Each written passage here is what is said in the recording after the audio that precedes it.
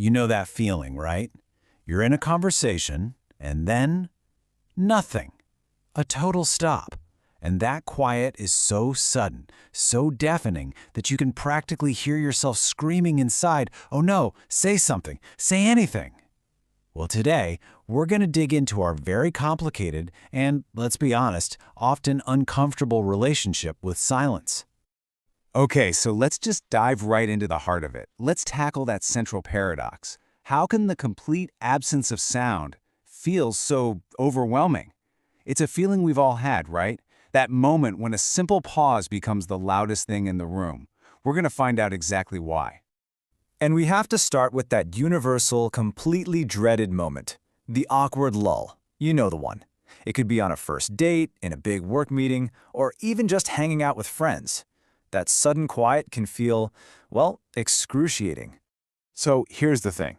Our brains are basically wired to see that pause as a major problem, and we immediately start to spiral. We think, did I say something wrong? Oh my God, did I offend them? Or maybe the worst fear of all. Am I just boring? That fear of rejection is so powerful, it makes us want to fill every single empty space with noise. But here's the deal. This discomfort isn't just in our heads. It's actually a product of the world we've built around us. So let's take a look at why being uncomfortable with quiet has kind of become the default setting for so many of us. And it really comes down to three big things. First, there's our cultural conditioning. I mean, think about it. We're trained to want constant stimulation. Podcasts on the commute, music at the gym, the TV just on in the background. Then, when it gets quiet, it turns on our internal spotlights. And for some of us, especially if you deal with anxiety, that can make difficult thoughts feel way, way bigger. And finally, there's actual neurological stress. Our brains can interpret constant noise as this low-grade threat, keeping our stress hormones firing. It's like we've literally become addicted to noise. Okay, so we're basically conditioned to fear the quiet, but what actually happens inside our brains when we manage to push through that discomfort and all that noise finally stops? Well, the answer is pretty incredible. Get this, one study found that just 2 minutes of silence, 2 minutes, can be more relaxing for your body and your brain than listening to what we call relaxing music. That's all it takes. And the science behind this is just fascinating. We're not just talking about, feeling calm. Silence can literally help your brain grow new cells in the hippocampus. That's our hub for memory and learning. It physically lowers our stress markers, and maybe most importantly, it activates this very special system in the brain, a kind of resting state that is anything but restful. So what is this default mode network, or DMN? The easiest way to think of it is like your brain's screensaver. It's the network that hums to life when you stop processing all the stuff from the outside world, when you're not listening or watching or actively doing something. It's your brain's inward-facing, reflective state. And this is why it matters so much. The DMN is the neurological home for your creativity, for daydreaming, for deep problem solving. So when you give your brain silence, you're not turning it off. You're actually turning on the part that connects different ideas, that generates new insights, and helps you understand yourself a little better. But we have to acknowledge a much deeper, more profound truth here. Because not all silence feels the same.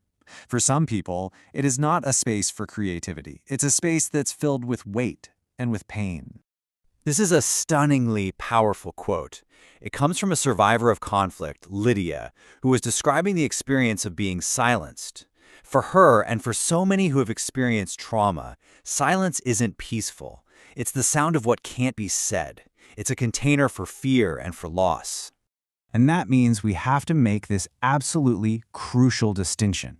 On the one hand, there's being silence, that comfortable, intimate quiet you can share with someone you really trust, where you don't even need words. And then there's being silenced, which is an imposed, fearful quiet that comes from oppression, from the powerlessness of having your voice completely taken away. One is a form of connection, the other is a void.